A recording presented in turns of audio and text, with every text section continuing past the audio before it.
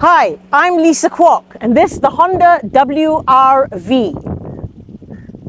The government has been talking about removing the fuel subsidy, and that is happening sooner rather than later.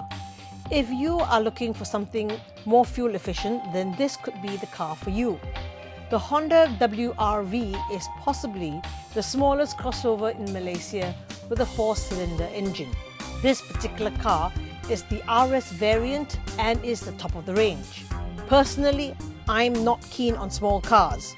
To me, they're usually underpowered, cramped, have limited features, especially safety features, which may be just the legal minimum to keep the price down, making them very expensive for what you don't get.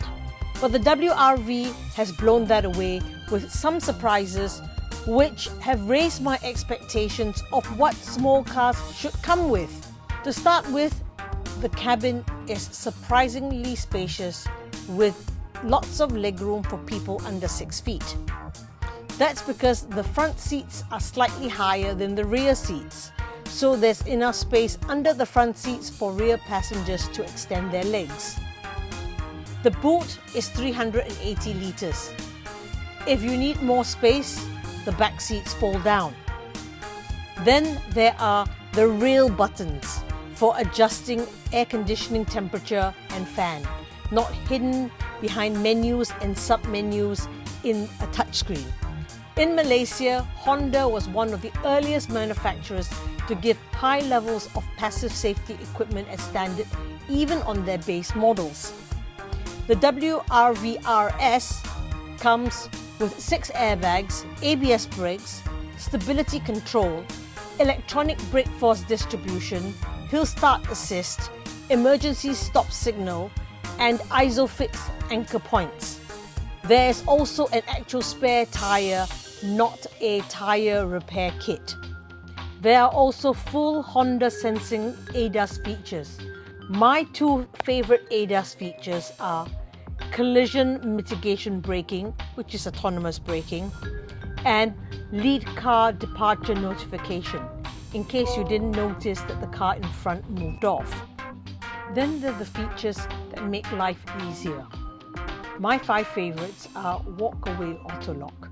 When your hands are full, it's easy to forget to lock the car. Keyless entry sensors on both front doors. Not every manufacturer puts them on both sides. I can't tell you how many times I've locked the car only to remember that I forgot something and there's no keyless entry on the passenger side. Auto headlights, rear seat reminder, especially helpful if you left something or someone at the back. Reverse sensors and rear camera. There's also wired Android Auto Apple CarPlay connectivity.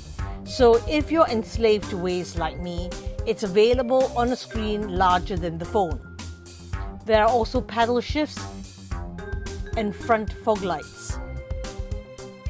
The engine is a naturally aspirated 1.5 litre. There's no secret stunning performance hiding behind the RS badge. All the variants have the same output. We went to Kuala Selangor and Sekinchan for the day, and it tackled the highway and smaller roads without too much effort on my part. By that I mean I didn't get leg cramps, nor was my right leg aching by the end of the day. We were too late for the paddy, but we weren't in Sekinchan for that. We were there for the food and Kuala Selangor for the snacks. This was some of our seafood lunch in Sekinchan. My sister likes prawns.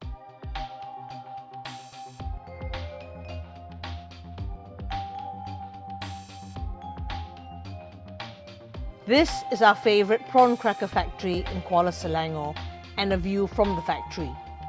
Those are prawn crackers drying in the sun. Finally, we had some fresh coconut water before we headed back to KL. The WR-V is by no means a perfect car. The interior looks nice, but it's a bit plasticky, probably to keep the weight down. It weighs 18 kg less than the Honda City hatchback. There are the inevitable small car limitations. Small cars have smaller seats, narrower backrest, shorter seat cushion, making small cars less comfortable for long journeys. Also, some irritations, two in particular. The door switches are not illuminated, so you have to grope around in the dark for the central locking button. And there's no illuminated indicator on the gear surround of what gear you're in.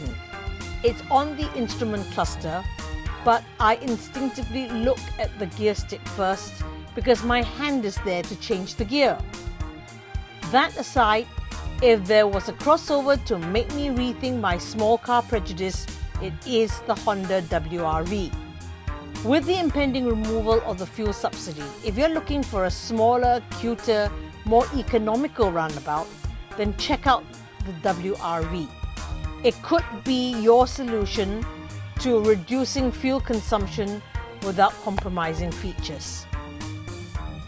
Finally, if you're interested in buying a Honda WR-V, details in the description box below. You get a small commission if you buy a car, which helps support this channel and our reviews. Thank you for watching this video. Until the next car, stay safe on the roads. Bye.